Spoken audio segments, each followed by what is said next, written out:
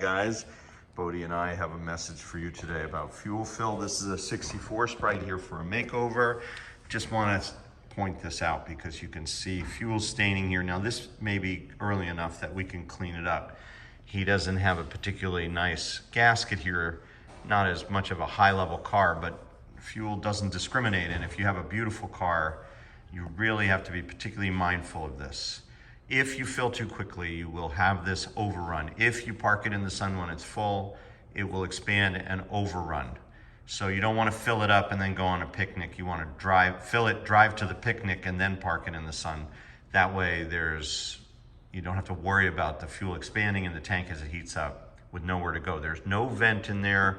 Everything vents through the neck and through the cap. So when you're filling, you want to put the nozzle in this way so you don't approach it this way where it all can rain down from the last guy. You have to be really careful. Every time the nozzle goes in, it should be pointing upward. When you take it out, it should be pointing upward. So key thing, just as a proactive step, just be watching out for that. I'll show you on another car what can happen. Back for part B, now with a bug eye. This one's here, just for fun, you can see no floors, some new floors ready to go in. But this is also fuel damage. And some of this is compounded perhaps by difficulty fitting the neck. You have to have a new gasket so that it's supple. If you try to fit a tank in an old gasket, you end up with flecks of this rear deck and you run the risk of cracking this paint. It's not really well supported, so you have to use silicone on the neck. You have to use a new one of these. Every time the tank comes out, you should put a new one in because it's always drying out.